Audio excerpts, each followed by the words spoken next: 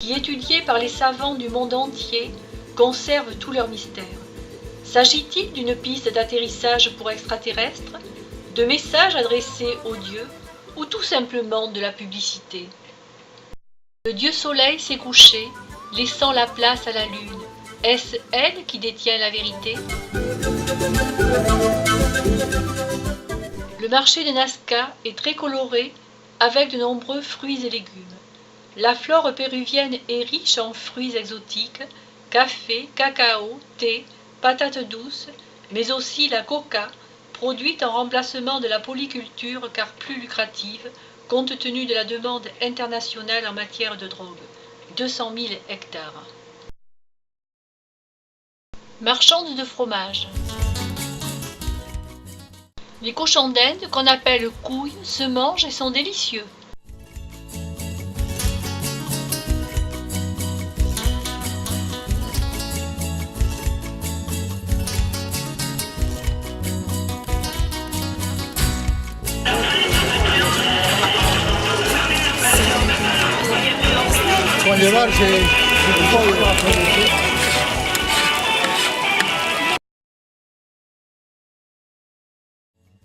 Comme dans tous les pays pauvres, beaucoup de petits boulots.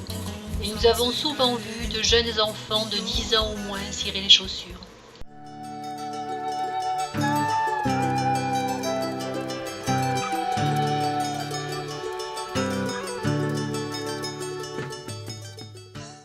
La place des Armes de Nazca est moins prestigieuse qu'à Lima, mais elle est mignonne tout de même.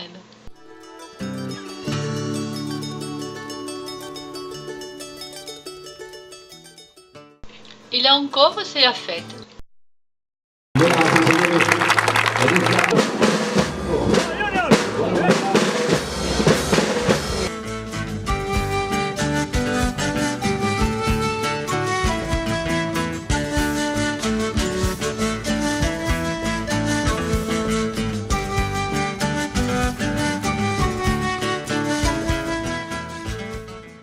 Au milieu du désert de Nazca, le cimetière précolombien de Xochitl dévoile ses tombes avec momies aux cheveux parfois longs de 2 mètres, ossements, tissus, poteries, offrandes.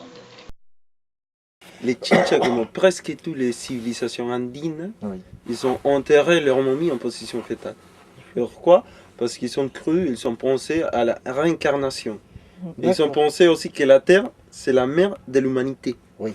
C'est pour ça qu'il y a encore des paysans à la montagne qui appellent à la Terre la Pachamama, la mère Terre.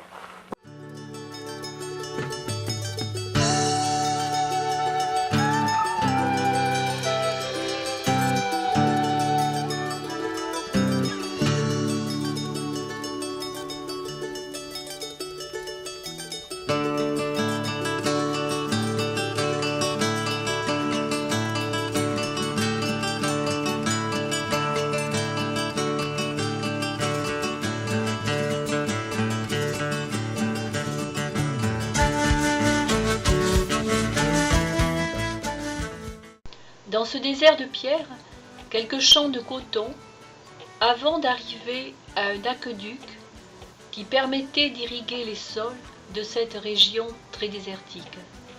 Ça a été utilisé par les Wari, par les Chinchas, par les Incas, par les Espagnols à l'époque de la République, et même maintenant on utilise encore ça. C'est pour ça que pour moi cet endroit c'est très important. Non? Pour cette raison, cet aqueduc est pratiquement sacré.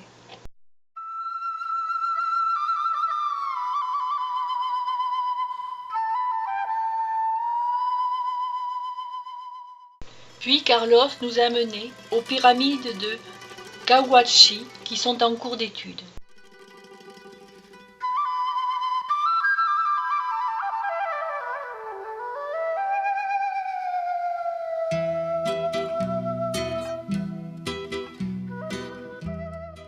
De Nazca, la panaméricaine nous conduit dans un vaste désert de pierre jusqu'à Arequipa, à 1000 km de Lima.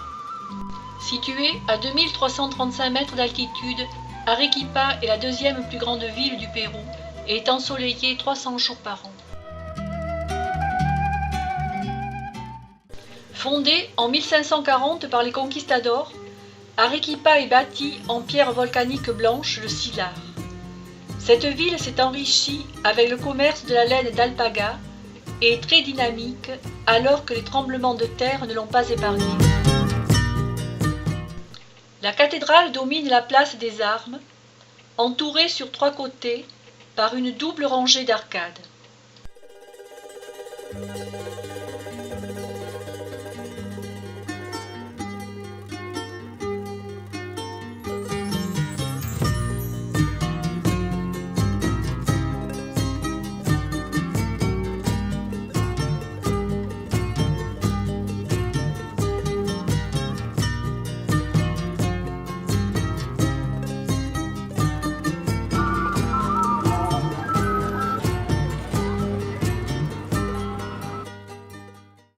Mais le vrai trésor d'Arequipa est caché derrière une muraille.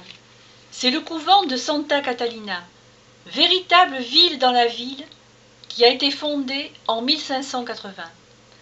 Des jeunes filles de grandes familles espagnoles ont vécu ici, apportant dot, meubles, vaisselle.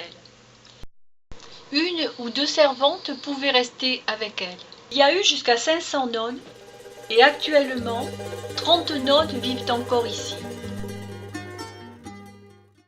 L'église Santo Domingo possède une belle porte latérale ouvragée, mais elle a souffert du tremblement de terre de 1960.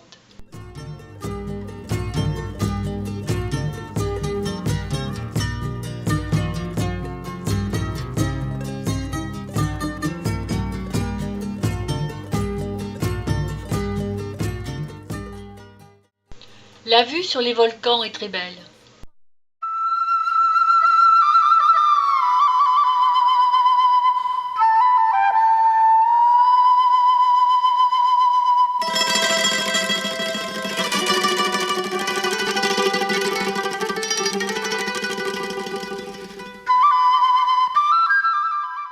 Nous quittons Arequipa pour partir vers Chivay et le canyon de Colca.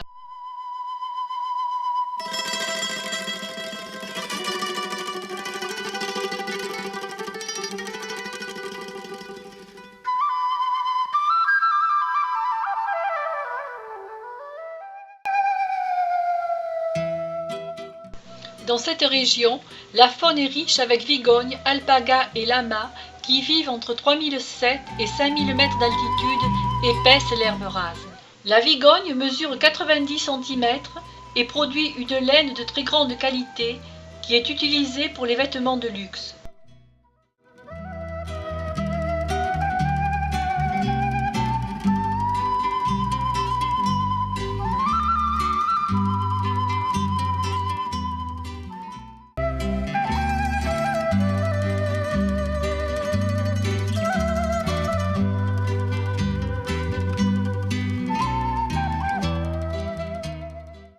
Le lama mesure 1,15 m, pèse 80 à 110 kg, est utilisé pour porter des charges de 20 à 30 kg.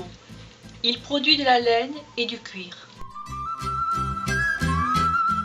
L'alpaga, plus petit, est élevé pour sa laine de qualité plus soyeuse que celle du lama et aussi pour sa chair, savoureuse et pauvre en graisse.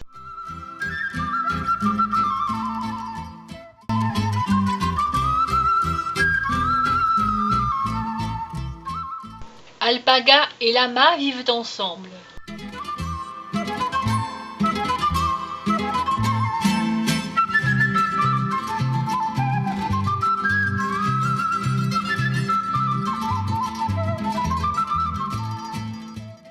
Les lamas mâles ont des décorations aux oreilles.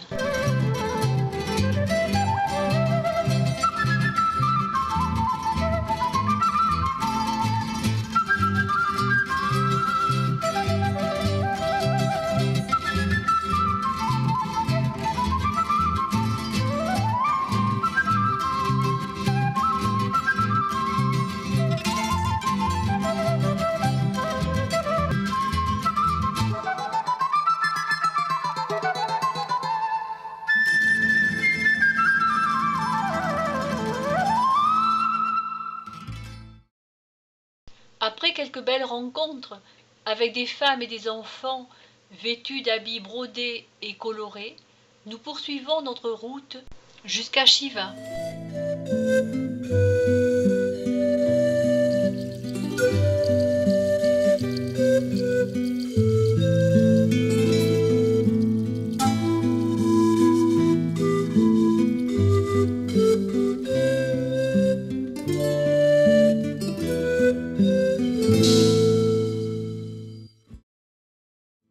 À Shivai, nous ferons une halte à 3633 mètres d'altitude avant de partir demain pour le canyon de Kolka. Une promenade à cette altitude est pénible mais merveilleuse.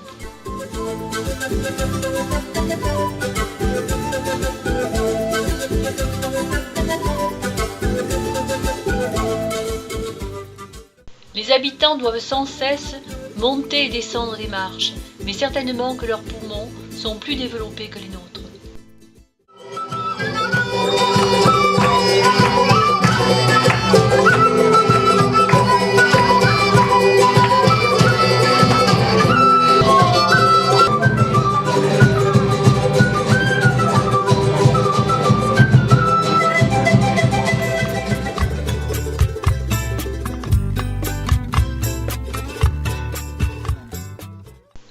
Les beaux vêtements colorés contrastent avec les couleurs de la roche et de la terre. Le canyon de Kolka est accessible par une route qui grimpe et traverse les pampas austères où paissent les lamas, alpagas, vigognes. C'est le deuxième le plus profond canyon du monde avec un dénivelé de 3200 mètres et il s'étend sur 120 km. Des milliers d'hectares de terrasses héritées des Incas dessinés dans les montagnes, complètent la beauté du site sauvage et escarpé.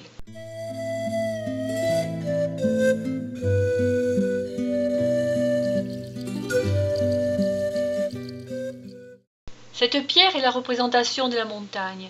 Elle a été faite par les Incas qui imploraient les dieux afin que l'eau tombe et irrigue les cultures.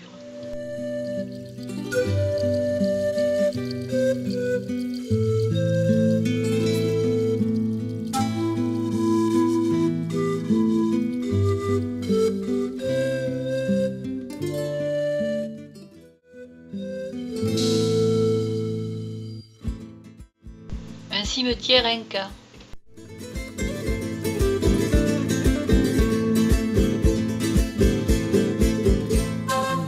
Enfin, nous arrivons à la croix du Condor. Dans un décor impressionnant, avec le Rio en bas et les condors en haut qui déploient leurs ailes immobiles de plus de 3 mètres, dans des vols majestueux et gracieux, appréciant les courants d'air chaud qui circulent. Le condor est le plus grand oiseau capable de voler.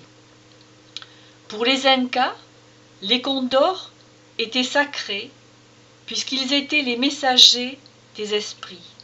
Ils ne sont donc pas chassés. Dans ce paysage grandiose, le ciel et la terre semblent plus proches, les condors étant le lien entre ces deux univers. Le condor symbolise d'ailleurs le monde céleste dans la trilogie andine. Le monde vivant étant représenté par le puma et l'inframonde par le serpent.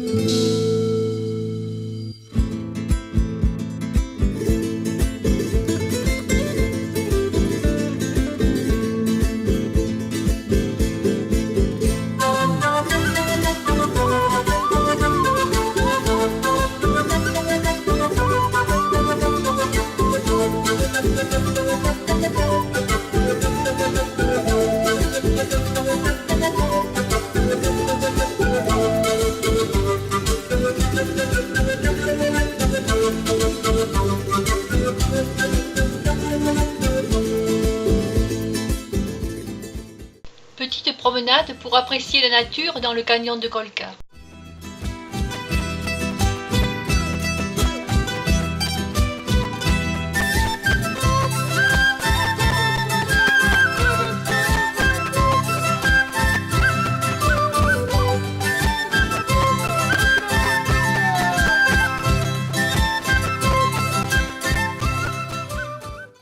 14 villages du canyon ont été construits par les conquérants espagnols pour contrôler les Indiens, les convertir au catholicisme, les obliger à payer des impôts, avoir des bras pour travailler dans les mines.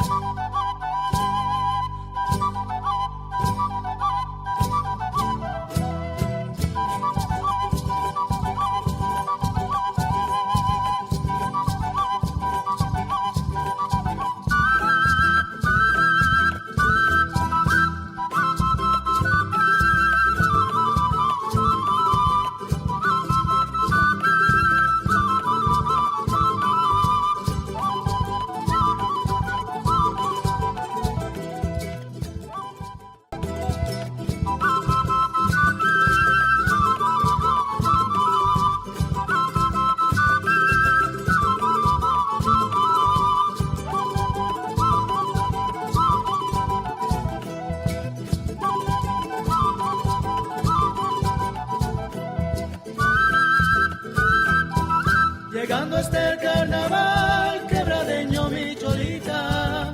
Llegando hasta el carnaval, quebradeño mi cholita.